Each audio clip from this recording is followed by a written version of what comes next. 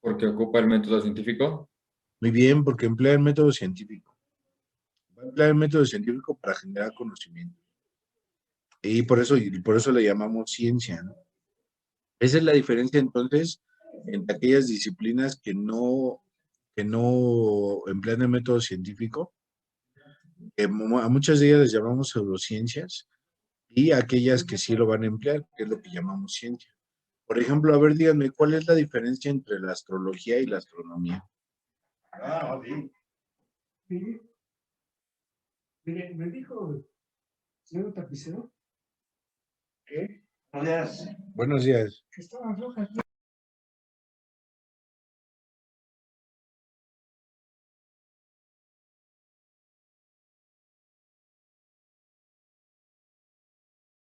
¿Nadie sabe cuál es la diferencia, jóvenes? ¿Entre astrología y astronomía? Ajá, entre astrología y astronomía. Ah, que la astronomía estudia los efectos físicos del universo y la astrología se trata nada más como que de constelaciones y todo eso. No, la astrología también estudia el universo, ¿no? Pero la astronomía se dedica más a los fenómenos físicos. Ah, bueno, cuando dicen, por ejemplo, que Marte se alinea con Acuario, con Venus en la casa de Acuario, ¿no? Pues es finalmente un método físico, ¿no? Es un fenómeno físico, ¿no? Que la astronomía es ciencia. Básicamente es eso, ¿no? La astronomía es ciencia y la astrología, ¿no? ¿Por qué? Pues porque emplea el método científico, ¿no? Entonces, básicamente, el conocimiento que podemos generar a través de las aportaciones de la astrología y de la astronomía son diferentes. Por ejemplo, la astronomía ha llevado pues, a desarrollar tecnologías que han visitado otros planetas, otros lugares. Mientras que la astrología, pues el conocimiento es como que está basado en otros precedentes, ¿no? Muy bien. Entonces, y así tenemos muchas, ¿no? A ver, díganme pseudociencias que conocen. La física, la química, Pseudociencias. pseudociencias, la mecánica, la óptica. Esas yo creo que serían más bien ramas, por ejemplo, de la física. Pseudociencias me refiero a aquellas disciplinas del conocimiento humano que parece que están como apoyadas por información fidedigna, pero no lo son porque no soportan el rigor de un método científico. Como la astrología, por ejemplo. A ver, ¿qué otra? La numerología. La numerología, ¿y esa qué hace? Hace adivinaciones en base a números. Exactamente, hace adivinaciones, muy bien. ¿Qué otra? ¿Alguna otra que conozcan? Sí, así le digo, o hace una muestra y la yo, pero mire, yo creo que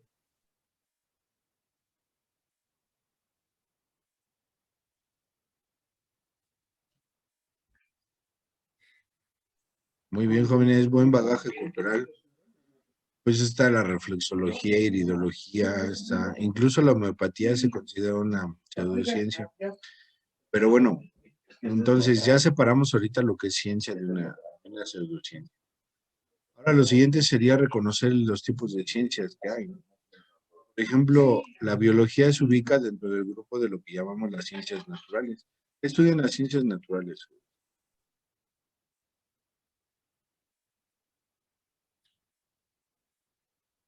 El medio ambiente y los El organismos. medio ambiente, pero no únicamente. ¿Qué más? ¿Los seres vivos? Los seres vivos, ¿qué más? La Eran todos los naturaleza. fenómenos naturales, ¿no? O sea, Exactamente, la naturaleza, todos los fenómenos naturales, es lo que va a estudiar las ciencias naturales. Y son fundamentalmente cuatro. ¿Cuáles son, jóvenes?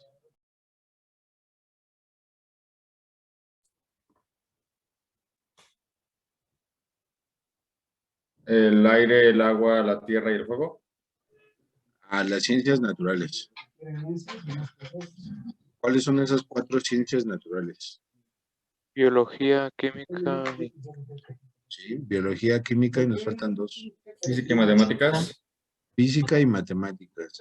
Geografía, Pues, ¿no? La geografía es más bien una mezcla de ciencia social con ciencia natural.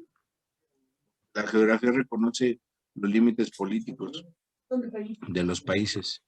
Entonces, sí tiene que ver mucho el factor artificial humano, digamos. Sí, ¿cómo se delimita un país? ¿Cómo se delimitan las fronteras? ¿Qué criterios se usan para delimitar las fronteras de un país?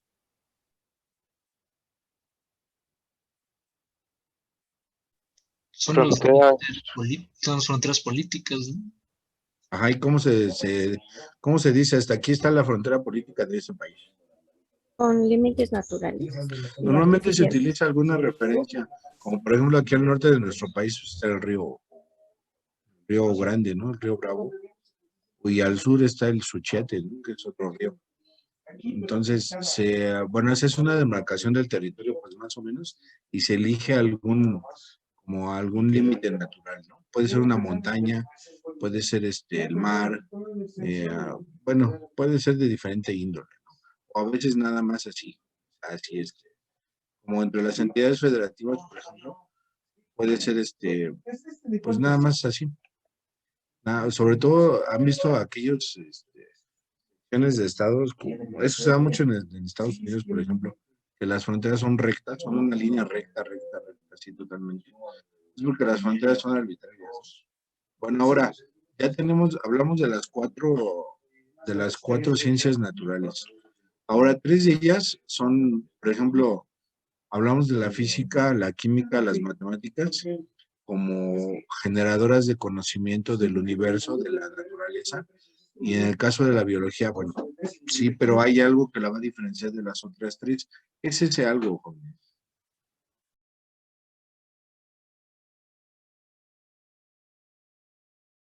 Más allá de que me digan, tenemos que pensar en el tipo de resultados que arrojan una vez que se aplica el método científico. ¿Qué diferencia hallamos con el de la biología con las otras tres?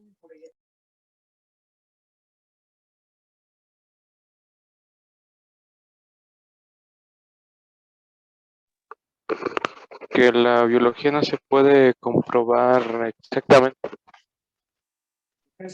Eso sería como lo fundamental, ¿no? Con la biología, como precisamente el objeto de estudio es la vida, en la vida no vamos a encontrar una uniformidad tal como, por ejemplo, lo podemos hacer en, en conceptos físicos o químicos, ¿no? Por ejemplo, en química tenemos la ley de los gases, ¿no? Por ejemplo, que nos relaciona la temperatura, la presión, el volumen de un gas como variables que van a determinarse entre ellas, ¿no? Van a interrelacionarse, pero siempre va a haber un comportamiento, o sea, y tal comportamiento es tan universal, pues que pues gracias a eso se puede hacer la exploración espacial, ¿no? Porque funciona aquí en la Tierra y funciona en el universo. Pero el caso de la biología es distinto porque trabajamos con el objeto de estudio es la vida, y la vida no tiene tal uniformidad. O sea, siempre vamos a encontrar, cuando intentamos hacer una regla en biología, normalmente nos vamos a topar con excepciones, a menos que sean grandes paradigmas, pero aún así podemos toparnos con excepciones, ¿no? Por ejemplo, decimos, todos los mamíferos, tienen pelo, ¿eso es cierto o no?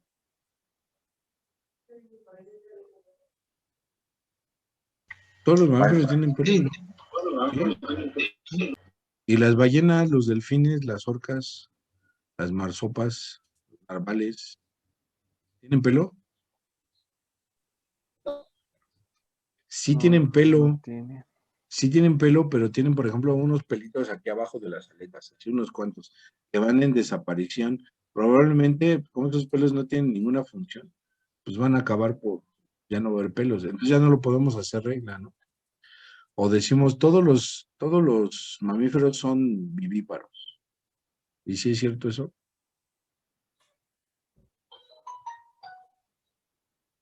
No, ¿O quiénes no son vivíparos? el ornitorrinco, ¿no? Es Los ovíparo. ornitorrincos y las equidnas no son vivíparas, ¿no? esos nacen de huevo. Entonces, o sea, son ejemplos muy sencillos, ¿no? Pero la idea es que en biología difícilmente podemos generalizar, o sea, por eso en realidad lo que generamos como conocimiento en biología son teorías. Tenemos, por ejemplo, la teoría celular que nos habla de la composición de los organismos en función de las células. Tenemos, por ejemplo, ¿cuál es el más grande paradigma en biología, Juanes? La idea más grande concebida en una teoría, que hace un parteaguas de la biología.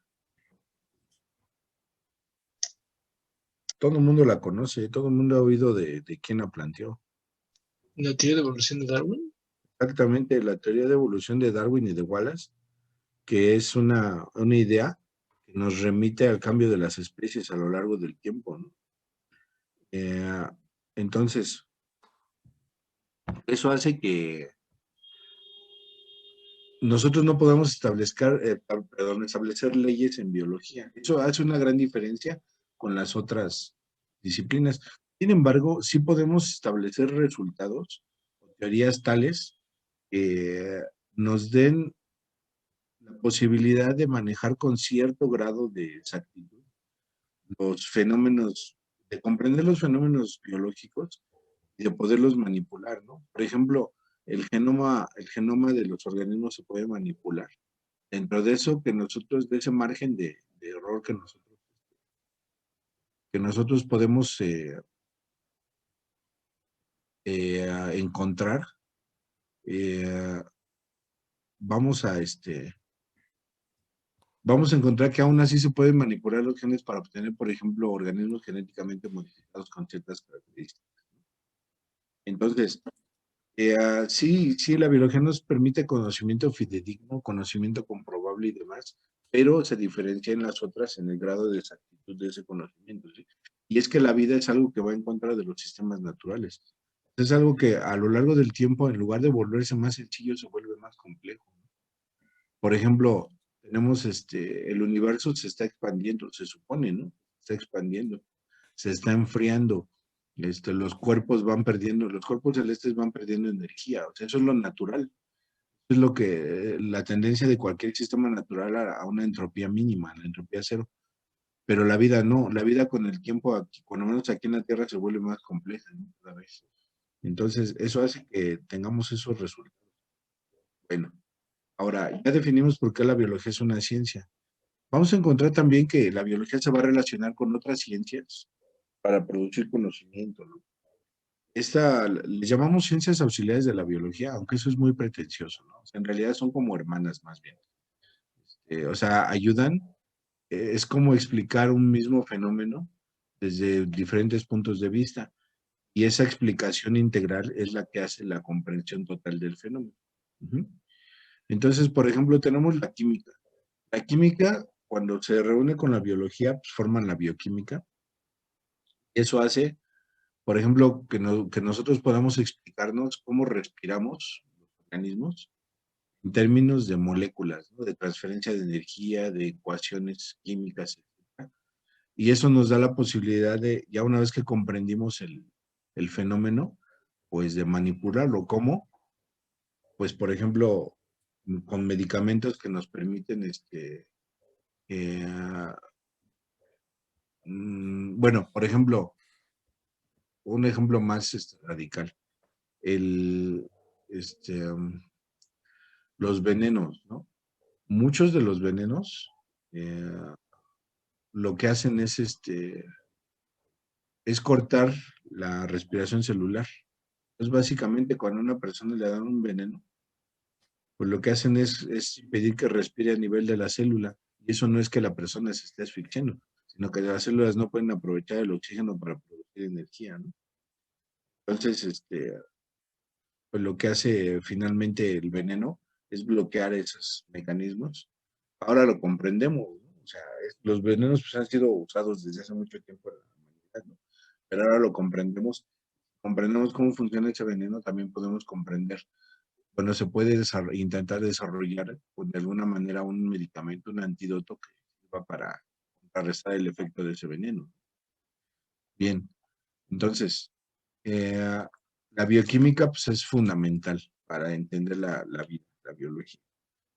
¿Qué otra ciencia? A ver, Ordóñez, supongo que es Ordóñez, del 3. ¿Qué otra ciencia nos puede auxiliar? Bueno, supongo que Ordóñez no está ahí. Y entonces, adiós, Ordóñez. Ah, sí, ya te iba a sacar. Mira, ya se había abierto el menú para echarte fuera. Bueno, mientras Ordóñez despierta, García Q. García Q. No sé qué es, también del 3. García Q. Si no están jóvenes, pues los voy a ir echando fuera porque les digo que me ocupan aquí espacio para visualizar a todos. Ah, Profe, mira, mi García. hermano se empezó a desconectar repentinamente, está dejando de funcionar. Ah, ¿pero tú ya me habías avisado? No. No le aviso apenas, sí la tenía prendido hace un momento. Ah, muy bien. Lezama Flo, del 9. ¿No está Lezama Flo del 9?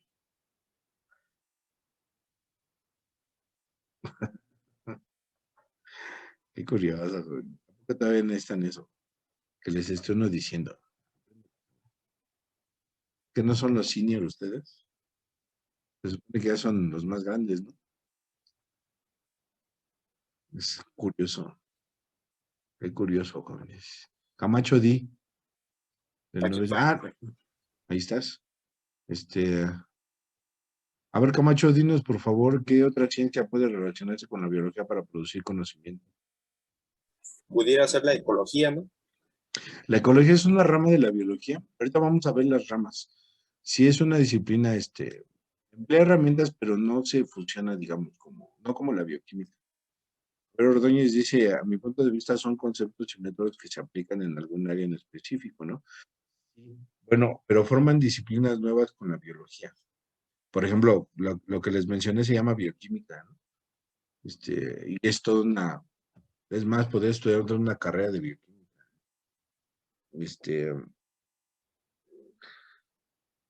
A ver, ¿qué otra? Capis Castro,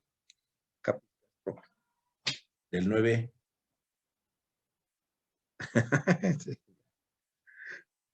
¿No?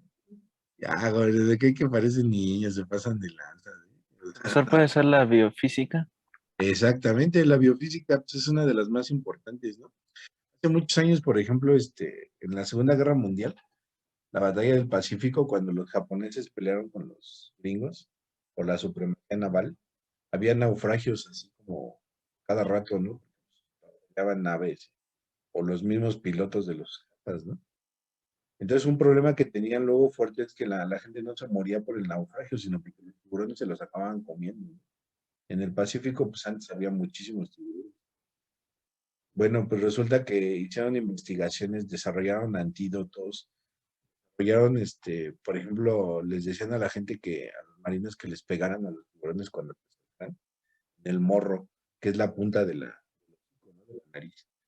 Hicieron una especie como de sleeping bags que flotaban en el mar y se metían ahí los marinos y de todos modos se los seguían comiendo, ¿no? O sea, nada de esto funcionó hasta que en los 70s, ya haciendo más investigaciones con los tiburones, se dieron cuenta que en el cráneo, en la parte de la cabeza, tienen unos pequeños órganos, se ven como unos hoyitos. Ustedes ven un tiburón de cerca, se ven como agujeritos, como un tatuaje, en donde el tiburón tiene un líquido. Esos órganos se llaman ampollas de Lorenzini y esos órganos sirven para que los tiburones detecten eh, pequeños voltajes, de pequeñas cargas eléctricas. Todos los organismos generamos electricidad por el movimiento muscular, los animales, digamos. Entonces se generan descargas eléctricas. Los tiburones son capaces de detectar esas descargas. O sea que un tiburón puede estar a ciegas, aparte de que su olfato es impresionantemente desarrollado, pero puede estar a ciegas, puede estar sin el olfato y aún así detectar una presa por esos campos eléctricos. Entonces, eso, por ejemplo, pues lo explicó la biofísica, ¿no? Ahora sabemos que los tiburones Si ustedes buscan, no hay forma de que puedas repeler a un tiburón, no hay una manera segura todavía en la actualidad. No, no existe tal, o sea, todas esas películas que ustedes ven de los surfistas y tiburones y todo eso, es real porque, en cierto sentido, porque los tiburones están hechos, ¿para qué están hechos los tiburones? ¿Cuál es su función?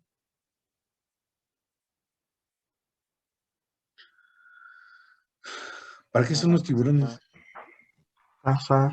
Para cazar, para matar, o sea, es la máquina perfecta de matar. Son tan perfectos en su diseño que en 300 millones de años no han cambiado prácticamente, solamente de tamaño y la forma básica de un tiburón sigue siendo la misma. Claro, hay especies más evolucionadas como el martillo, por ejemplo, que esos ojos le dan un campo de visión así impresionante. Pero, pero fuera de eso, han cambiado poco los tiburones. Son la máquina perfecta de matar, hasta que se toparon con nosotros y nuestros medios de pesca, ¿no? Pero hacen una competencia leal en el mar. No hay depredador más bien hecho, más perfecto que los tiburones. Entonces, en el agua no hay forma de escapárseles, ¿no? A los tiburones. Lo único que se puede hacer pues, es esperar, apelar a que, como cualquier depredador, si no necesita comer, tampoco te va a atacar mientras no lo agredas, ¿no? Entonces, muchas veces lo único que hacen es investigar y pierden el interés, ¿no? Y si ya comieron. Entonces, alguna vez van al mar y se topan un tiburón, pues, nada más traten de alejarse. Y pueden ser peligrosos, pero finalmente, o sea, meterse al agua pues, es un riesgo, eso de verdad. A ver, entonces, tenemos la biofísica. Belén desde el G3, ahí estás. Ahí ya volviste a apagar la cámara, chale, con ustedes. A ver, dime otra ciencia que se relacione con la biología. Buenas tardes, profesor. No puedo tener micrófono. Ah, qué conveniente. Bueno, dímela por el chat. La botánica. La botánica es una rama de la biología. Ahorita las vamos a revisar. Gracias. Abarca G. Abarca G. Celular podría ser. La biología celular también es una rama de la biología. Hay que hacer una distinción entre aquellas ciencias que por sí mismas, o sea, generan conocimiento y cuando se interrelacionan con la biología, generan un nuevo tipo de conocimiento. Es como una fusión. Y aquellas ramas de la biología en donde el conocimiento de biología es tan amplio que se tiene que dividir en partes, en temas para poderlo estudiar. No hay ni una persona en la actualidad que les pueda decir, yo sé todo de biología. Biólogos se especializan, ¿no? Bueno, nos podemos especializar en cierto grupo, en cierto aspecto, y aún así, siempre hay cosas nuevas que descubrir, ¿no? Como cualquier disciplina dentro de una bueno, entonces como abarca G no contestó, va a ser el primero que vamos a echar.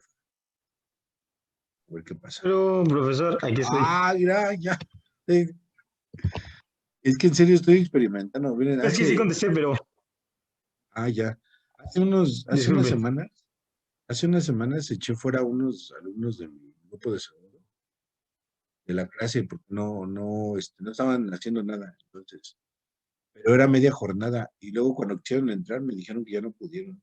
Entonces ahí andaban chillando que ya no podían entrar a sus clases de la de mate y la de. Y estuvo chida esa acción, pero yo no sabía.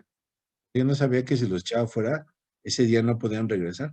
Porque me explicaron que la cuenta los amarra un día hasta que reinician las sesiones de Zoom. Al siguiente día pueden volver a entrar. Entonces eso está chido. No sé si me chorearon los que gestionan Zoom, pero me dijeron que así funciona. Entonces ahora tengo la idea de que si los echo fuera no pueden entrar. Por ejemplo, Yocupicio de G3. A ver, dime un ejemplo. Si no te echo fuera. Vamos a experimentar contigo. No, Yocupicio no. No. Si estás entre nosotros, manifiéstate, por favor. Ah, no sirve tu micrófono. Ah, maldita tecnología, jóvenes. O sea, justo cuando necesitamos no sirve. Bueno, está bien, vamos a dejarlos un rato. Muy bien. A ver, veamos. ¿Alguna otra, jóvenes? ¿Alguna otra disciplina? La La geografía. zoología, La zoología es rama de la biología, pero la que dijeron geografía, por ahí alguien mencionó. Sí. La geografía, sí. La geografía es ya habíamos dicho que es una ciencia social, ¿no? Se apoya en la geología, por ejemplo, pero la geografía básicamente nos explica la conformación del mundo, tanto en sus características fisiográficas, o sea, naturales, como también las limitaciones políticas, ¿no? Las delimitaciones políticas. Entonces, cuando nosotros juntamos eso con biología, nos da la posibilidad por ejemplo, la biogeografía. La biogeografía es una disciplina que nos permite explicar la distribución de los organismos, no nada más en el espacio, sino en el tiempo. ¿Qué quiere decir esto? O sea, por ejemplo, se han encontrado, por ejemplo, aquí en la zona de Puebla, hay una región en Tehuacán donde hay muchos fósiles. Hay una parte ahí muy, muy famosa que le llaman el Paso del Camello, porque es como una plataforma de roca, una capa de roca, como si fuera cemento, hagan de cuenta. Tiene pisadas de camellos, así que van formados. ¿Qué es lo raro de eso, joven? Que aquí no hay camellos. Exactamente, que en América no hay camellos. O sea, no hay camellos de forma natural, ¿no? Los camellos son africanos. Entonces, ¿qué tendrían que hacer pisadas de camellos en Norteamérica? Bueno, norte tirándole a Centroamérica. Pues eso nos lo explica la biogeografía, ¿no?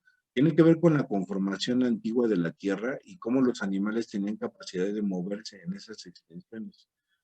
Entonces, la biogeografía nos explica no nada más que hay camellos en África, sino que en algún momento hubo camellos en Norteamérica, y es que ya estaba conformado el continente americano, ¿no? Entonces, ese es un ejemplo de otra disciplina. Y hay distintas, ¿no? La historia, por ejemplo, pues nos habla de cómo han sido los descubrimientos en biología, los aportes y demás. De hecho, historia para cualquier ciencia es importante, ¿no? Es fundamental para conocerla. Por ejemplo, las matemáticas, la estadística. La bioestadística es fundamental, es muy importante para cuestiones como, por ejemplo, de censos. Lo que hace el INEGI está basado en eso, en bioestadística. O cuando queremos hacer censos animales, ¿no? Eso cuando ustedes les dicen en la televisión, es que quedan 5 vacas marinas. No es que hayan recorrido todo el territorio donde hay vacas marinas y hayan contado nada más 5, sino que hicieron una estimación, ¿sí? De las últimas veces que las han visto. A lo mejor hay 6, 7 o hay 20. A lo mejor por ahí hay vacas marinas perdidas que no las han visualizado, no las han visto, ¿no? Eso es posible. Entonces, la biografía, perdón, la bioestadística nos ayuda con eso. Bueno, ¿alguna otra rama, jóvenes? La embriología. ¿La qué? Embriología. Bueno, la embriología es una rama de la biología. A ver, vamos a ver, las ramas entonces dijimos que el conocimiento de biología es tan amplio y ya no lo podemos tratar así como estoy estudiando biología. O sea, más bien tienes que enfocarte a algún aspecto de la biología. Por ejemplo, si fuera que tú quieres estudiar insectos, te interesan los insectos en general. Entonces, ¿cómo se llama esa rama de la biología que estudia insectos?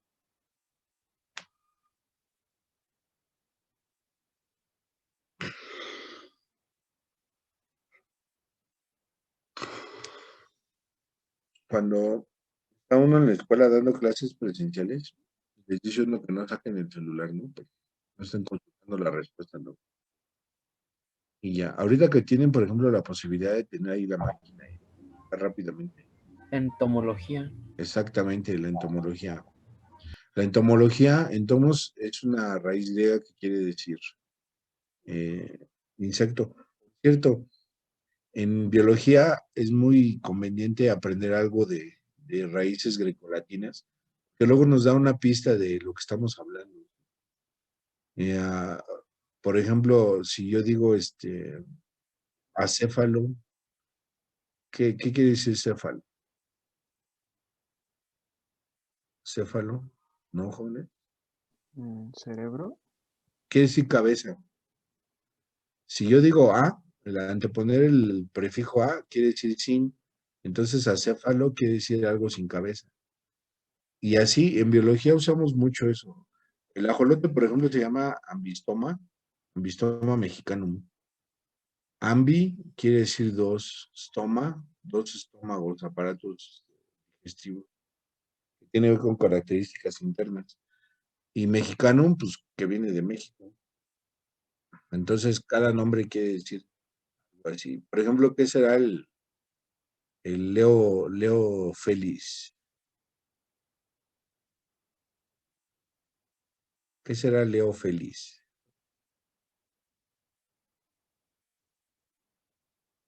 Muy bien. Me agradan sus procesos analíticos. El león, Pantera oncas, por ejemplo, es el jaguar. Canis familiaris, a ver si está. Es el perro, ¿no? Es el perro doméstico, ¿no? En cambio, Canis lupus son los lobos, ¿no? Muy bien. Ahora, entonces, si quiero estudiar, por ejemplo, si quiero estudiar a los mamíferos, ¿cómo se llama esa rama de la biología?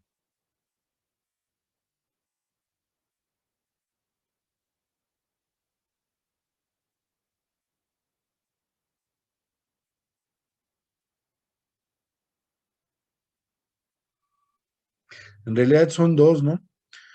La mastozoología, que se dedica a los mamíferos, o en general la zoología, que se dedica a animales. La ictiología se dedica a estudiar peces. La acarología, pues ácaros. Microbiología, microorganismos. Esto es cuando hablamos de la biología estudiada por grupos. La ornitología es para, por ejemplo, las aves. Pero si yo hablo de la biología desde un punto de vista de función-forma, entonces tengo otras disciplinas, como la que mencionaba hace rato su compañero, biología celular. ¿Qué estudia la biología celular? Pues todo lo que se le puede estudiar a una célula, ¿no? Desde cómo está conformada hasta para qué sirve. ¿Qué más decían por ahí? La genética, profe. La genética, ¿y cuál otra mencionaste? La fisiología. Genética y fisiología. La genética se dedica a estudiar la herencia de los genes, cómo se heredan las características de un organismo a otro. La fisiología se encarga de estudiar la función de las partes de un organismo. Por ejemplo, la fisiología nos dice cómo funciona ¿por qué nos da un tic? Por cómo funcionan los músculos, nos puede explicar por qué tenemos un tic. Muy bien, ¿alguna otra? La bacteriología. La bacteriología estudia precisamente las bacterias. Eso es en función del grupo de estudio. Muy bien. Bueno, y así tenemos pues, muchas divisiones, ¿no? Dentro de la biología, tantas como pues el conocimiento. Sí. ¿Esta que mencionaron es la misma que parasitología o es distinta? No, la parasitología puede coincidir con bacteriología, pero es que no todas las bacterias son parásitas del humano. De hecho, hay bacterias necesarias, por ejemplo, en nuestro tracto digestivo, tenemos muchas que nos sirven para digerir alimentos, si no, no podríamos vivir. Esas no son parásitas en realidad, o a veces se pueden volver parásitas. Y la parasitología no nada más estudia bacterias parásitas, estudia organismos macro, ¿no? Como por ejemplo los piojos. Los piojos, que son organismos ya muy grandes, ven a simple vista, son parásitos, ¿no? Y tienen un diseño elegante, elegante.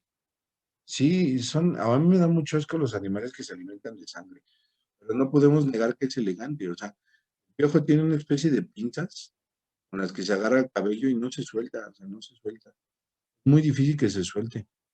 Si tú sacudes el cabello, no se suelta. Te puedes bañar y no se suelta el piojo. Sí, sí, sí, pues ustedes pasaron por la primaria. Todos en la primaria hemos tenido plagas de piojos, ¿no? Eso, a mí me cambian los piojos en el sentido de que son bien democráticos, porque no distinguen los ricos de los pobres, ¿no? No es cierto que a la gente que no se baña, es a la que le da piojos nada más, eso no es cierto. De hecho, a los piojos les gustan mucho las cabezas limpias, ¿no? Se alimentan de sangre, entonces lo único que hacen es estar colgados ahí, cuando tienen hambre se acercan al cuero cabelludo, lo pellizcan, lo muerden, toman un poco de sangre y otra vez vuelven, o sea, a quedarse ahí, ¿no?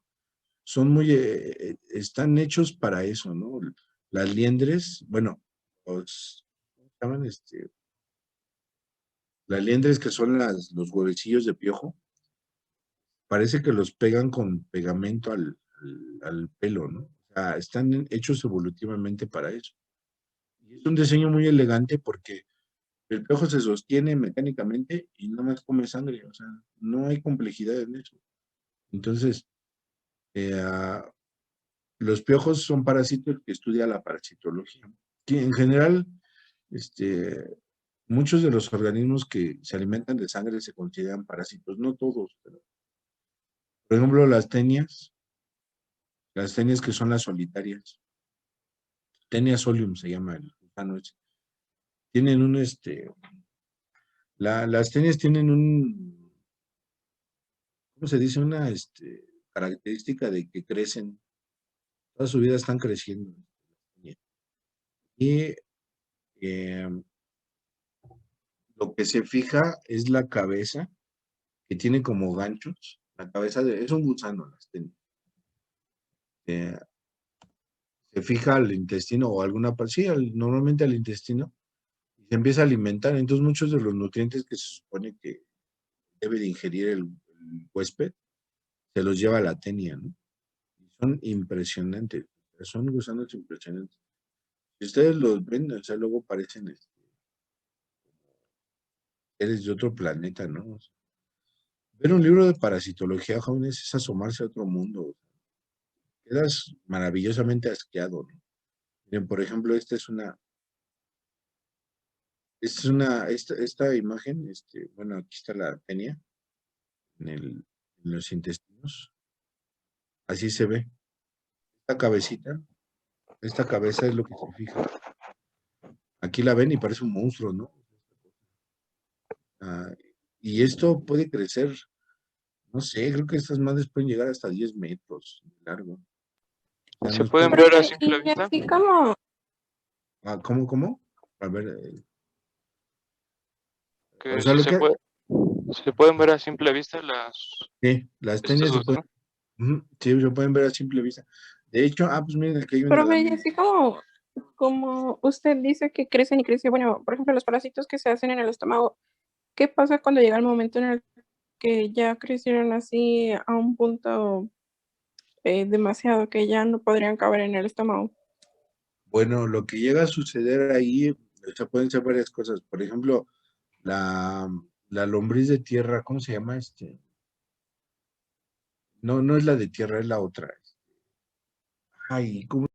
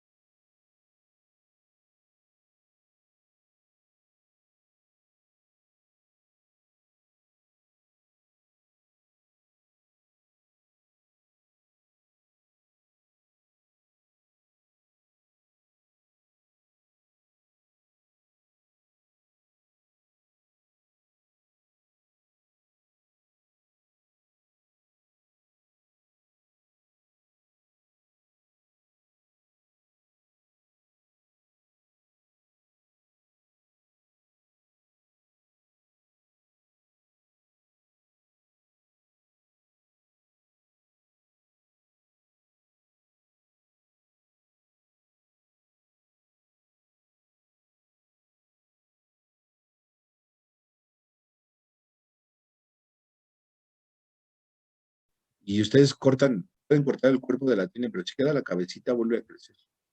Entonces, por eso, para estos animales no es bueno retirarlos así, jalándolos, porque se queda la cabeza. Lo que hay que dar es un tratamiento para matarlo y ya se desprende. Por eso, eso de que se le pica la colita y eso, hay que desparasitarse de vez en cuando. ¿Sí? No, y hay otros parásitos peores. Por ejemplo, voy a asustar. Como los nemátodos, por ejemplo. Nemátodos nacen, ¿no? De enojos. Igual hay algunos que pueden vivir abajo de la piel, ¿no? Sí, sí, es que lo maravilloso de los parásitos es eso que, miren, por ejemplo, aquí hay en un gato, aquí hay en un humano. Estos son gusanos parásitos. Estos se llaman nemátodos. Sí. ¿Y Pueden esos crecer por qué mucho. salen, profe? Estos pueden tener dos orígenes. Que tengas contacto con agua contaminada, o bueno, sí, sobre todo con agua contaminada. O que comas un alimento que tenga nemátodos y esos pueden viajar hasta aquí, hasta la córnea. Por ejemplo, la tenia, así se adquiere, ¿no? ¿Han oído hablar del cisticercos en los puercos? Sí. Es la carne que está contaminada con huevos de tenia, de solitaria. El gran problema de los cisticercos es que cuando se consumen como huevo en la carne de cerdo, pueden viajar por sangre hasta alojarse en el cerebro. Si en el cerebro se quedan, se pueden empezar a alimentar de neuronas y la gente acaba muriendo.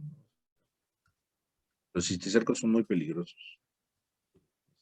Los nemátodos, pues, se alimentan de tus nutrientes, pues te pueden causar aquí alguna otra infección, o se ven feos, ¿no?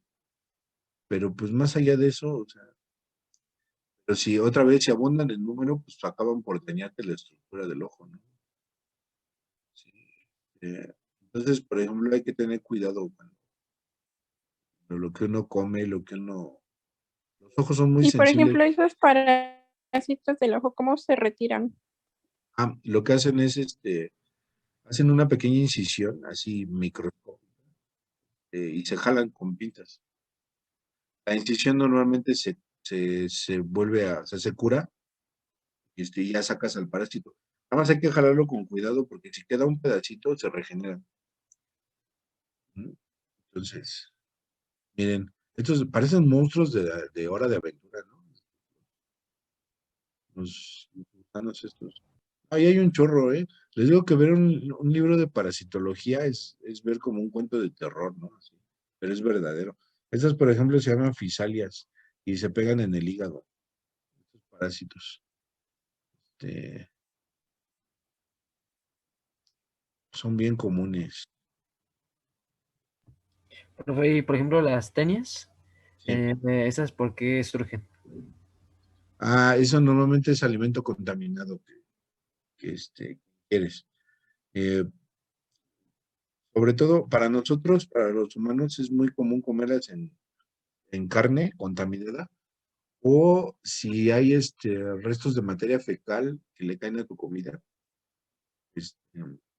puede llevar huevos de tenia. Si lleva huevos de tenia, pues no los digieres, si no los deshaces en el estómago, si sobreviven y pasan a tu intestino, de ahí pueden dar un problema. Eso, no, y bueno, ustedes pueden decir, bueno, pues yo no como materia fecal, ¿no? Ahora que comen en la calle, jóvenes.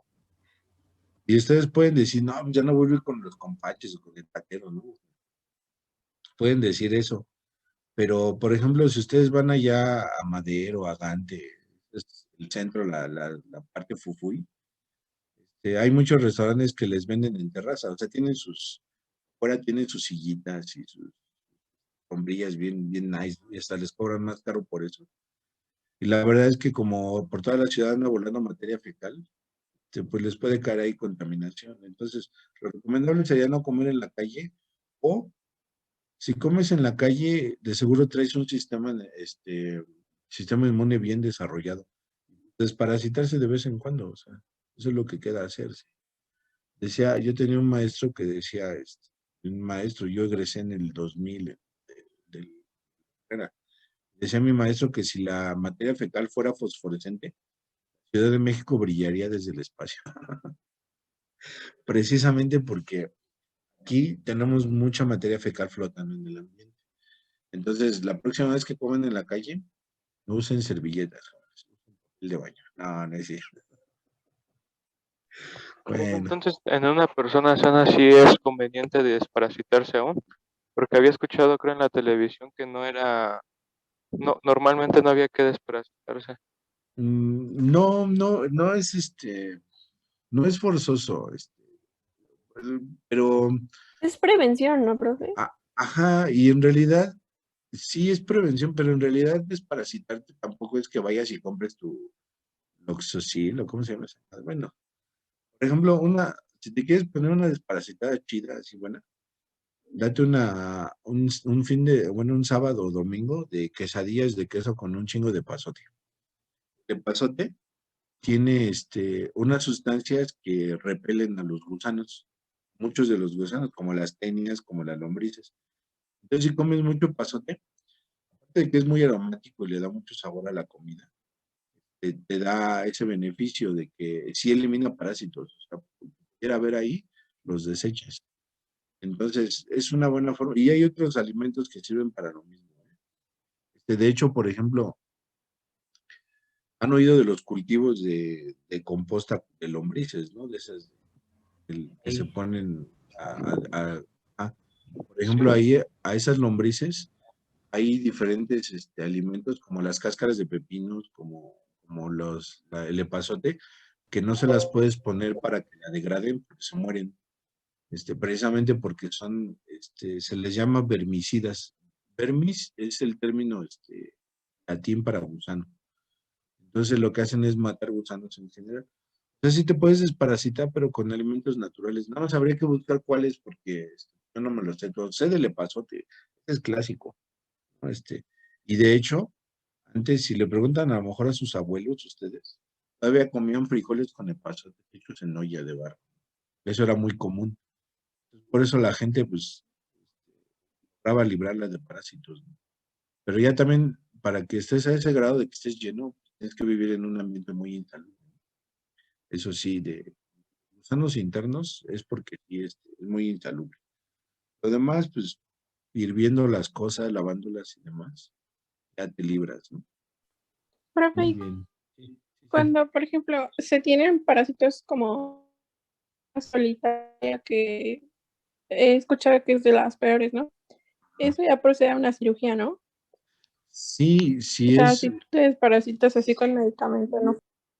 es que depende, si la solitaria ya es muy grande y depende de dónde esté arraigada, te puede ameritar una cirugía, pero la mayor parte del tiempo, los gusanos parásitos se pueden eliminar, bueno, muchos, como la solitaria, como las lombrices, se pueden eliminar con medicamento.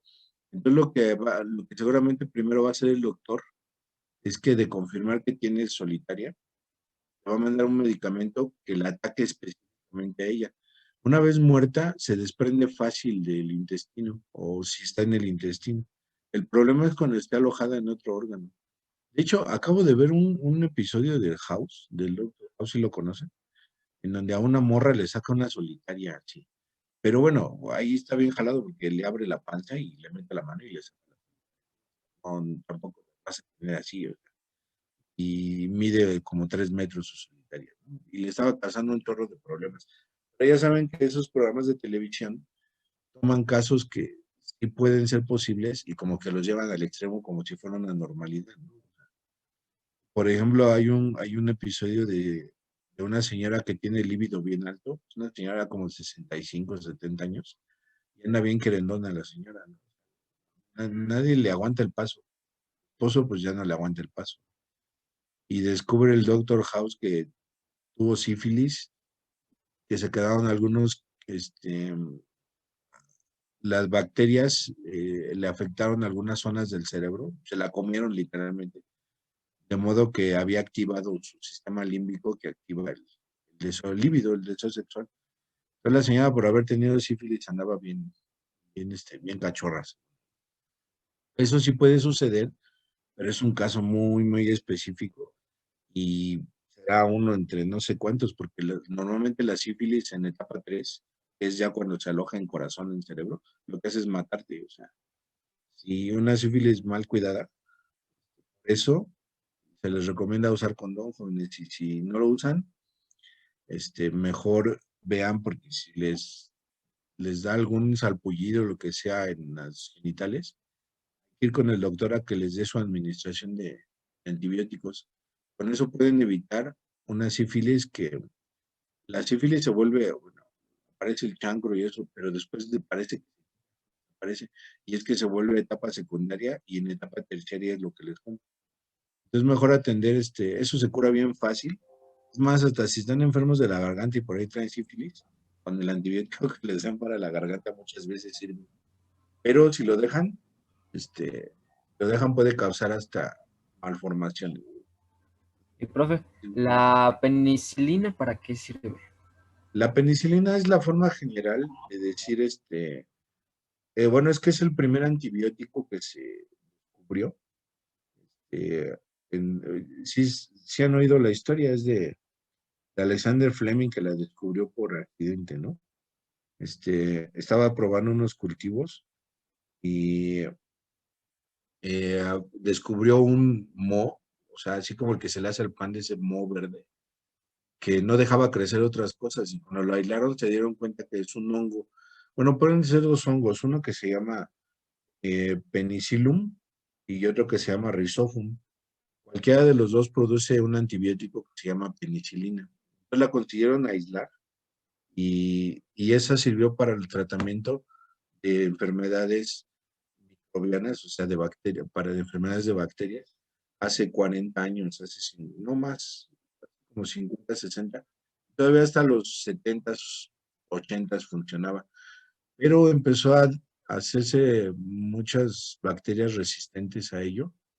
Y ahorita prácticamente la penicilina ya ni la encuentras, es muy difícil. Porque digamos, es muy poco potente. Pero a partir de ella, empezaron a desarrollar compuestos basados en penicilina, pero que atacaran ya con más agresividad a las bacterias y a otras cosas. Si ustedes se fijan, los antibióticos, la mayoría tienen la terminación ina, y es por eso. Ampicilina, ciprofloxacina, bueno, amoxicilina, o sea, muchos tienen esa terminación porque son derivados sintéticos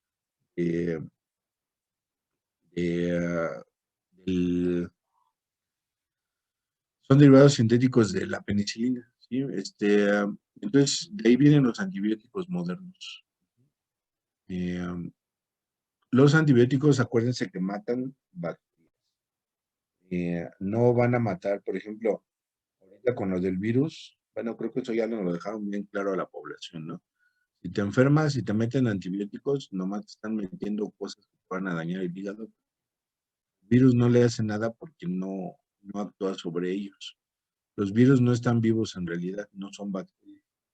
Entonces los antibióticos no les hacen nada. Para eso se necesitan antivirales.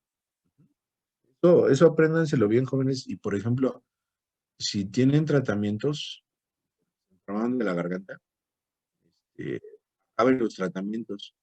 Los 7 días les mandan, o los 5 que según el antibiótico, que les manden, porque si no lo que hacen es matar a las bacterias más débiles, van a quedar unas pocas resistentes.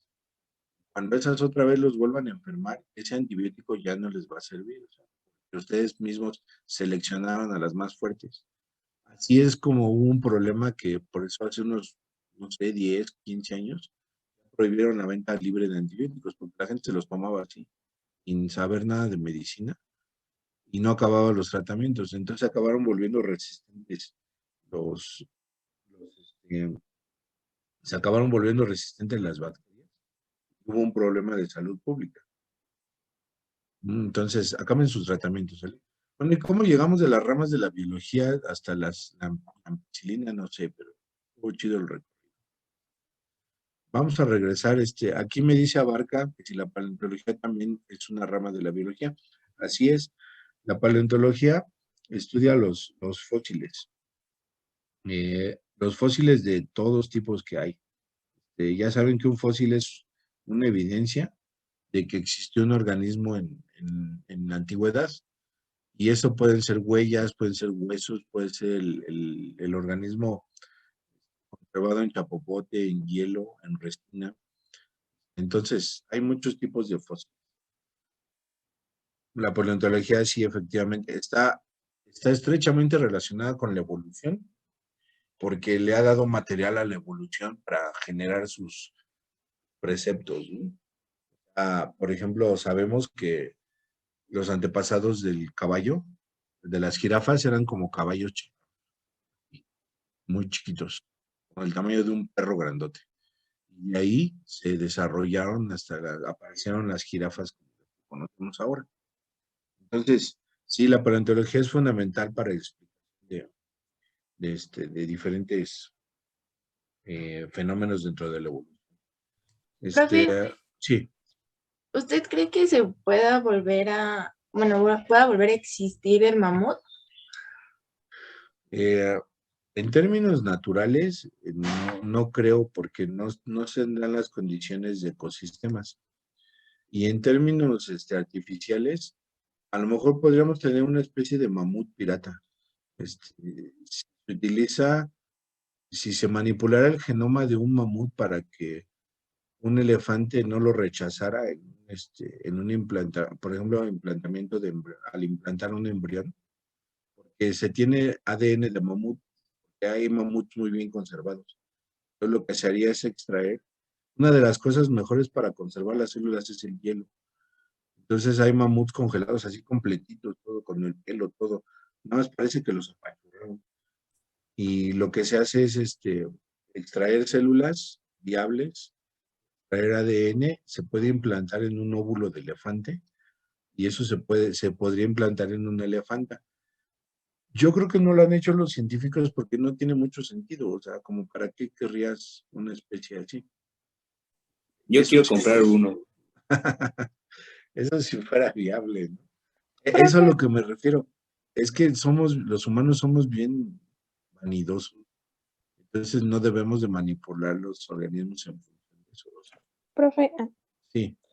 ¿usted cree? Es que el otro día estaba leyendo que, bueno, todo empezó porque era un video de ballenas que son muy, bueno, les gusta el acercamiento con los humanos, entonces de ahí leí unos comentarios que decían que esto es porque ellas en el fondo del mar podrían convivir con seres similares a nosotros, y que porque en el proceso de evolución del ser humano algunos se fueron hacia el mar y pues se fueron adaptando. ¿Usted se cree en eso de las sirenas? Mira, bueno, el asunto es que, bueno, por ejemplo, las sirenas, así como la clásica, la Ariel que conocemos, vienen de una tradición oral muy antigua, ¿no? Y todas las tradiciones, las leyendas, provienen de fenómenos que se ven inexplicables. Entonces, por ejemplo, las sirenas, pues bien pudieron haber sido de avistamientos, por ejemplo, no sé, de leones marinos o de focas que se hacían antiguamente, ¿no? Y con la imaginación que le ponían, de ahí pueden haber venido las sirenas que conocemos, mitad pescado, mitad mujer. En ese sentido, ahora viene una reconcepción del término sirena, ¿no?